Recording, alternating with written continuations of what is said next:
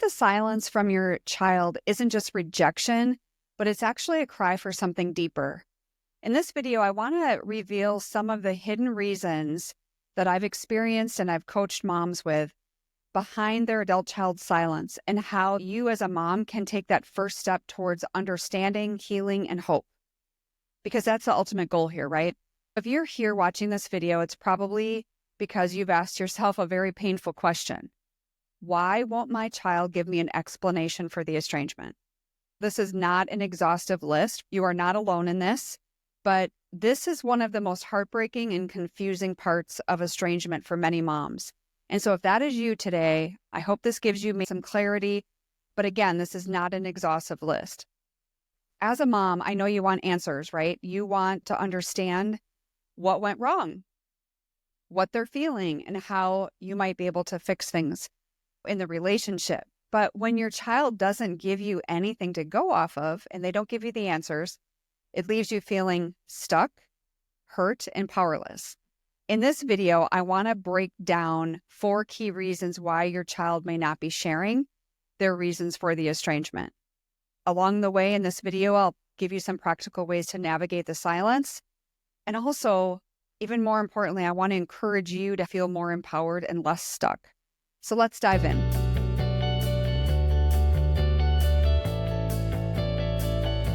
First off, they may feel unsafe, or maybe they're fearful of conflict. Have you had a lot of conflict in the past? Maybe they're afraid to open up because they worry it will lead to an argument or defensiveness on your part.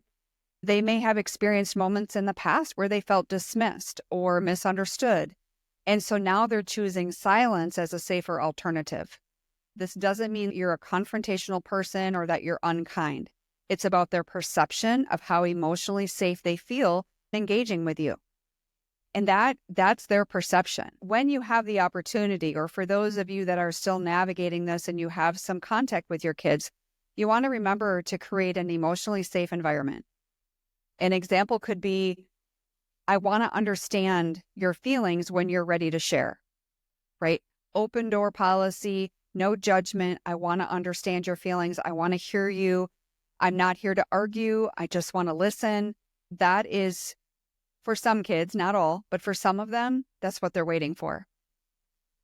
If you were to ask them a question like, did I intentionally dismiss or minimize your feelings?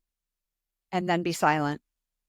Even if your intentions were good, these things can still happen. And this step can help rebuild some trust, because they're understanding that, hey, maybe I feel like mom never heard me in the past, but she's starting to listen now. They're going to take hold of that. Secondly, it might be that they don't know how to express their feelings.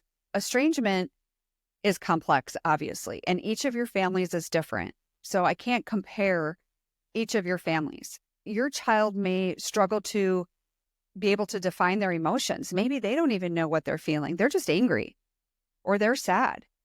They may not have the tools to express their thoughts or even their fear of losing you, saying the wrong thing. So they just avoid the conversation entirely. And I know a lot of adult kids that do that. So patience and letting them know it's okay to take their time. For those of you hearing from your kids, hey, I need a break. I need a pause. Some of your kids are giving you a defined time frame. And some of you are hearing that they just want to take a break. One thing that you could possibly say to them, if it's easier that you write your feelings down, I'll be here when you're ready. Now, some of you may not be reaching out to them right away, and that's okay too, but keep this as a note for later.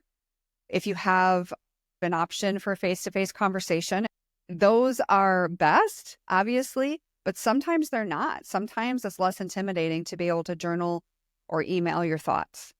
Just be very careful on how you reflect your thoughts and what has happened in the past.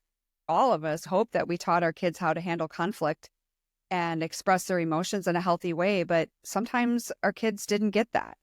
Sometimes that might not be their strong suit, and that's okay. But it is a part of life that they need to learn. So if this was a challenge in the past, showing them through your actions of saying, hey, I want to grow alongside you, or I want to understand what I can do to improve this area of my own life. Like, you're taking ownership, right? And that's huge.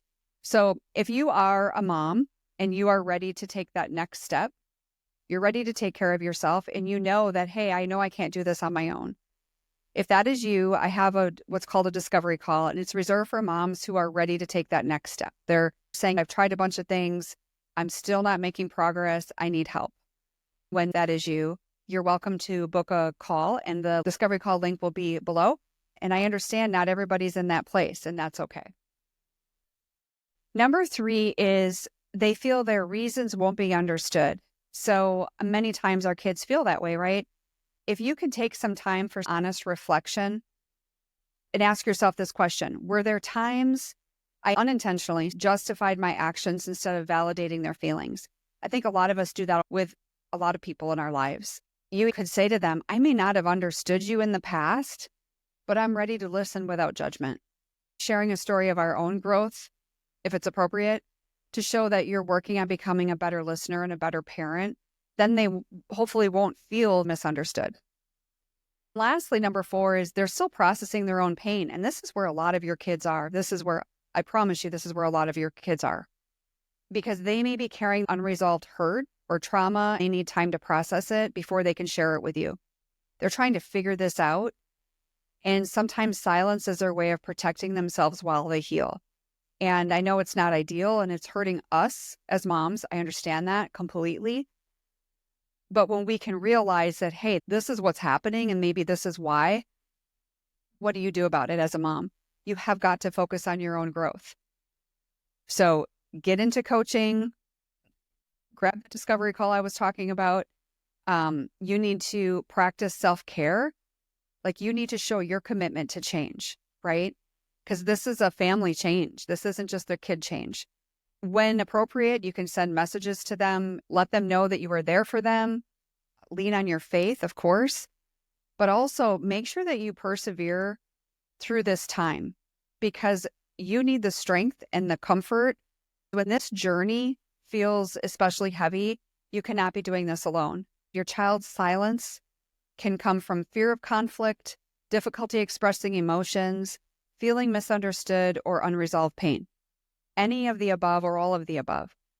But these reasons don't mean your relationship is beyond repair. With time, understanding, and self-growth on both parties' part, you can create reconnection, which hopefully will be better than before. That's always the goal. So I encourage you to take this one day at a time and take care of yourself in the process. I hope this helped you.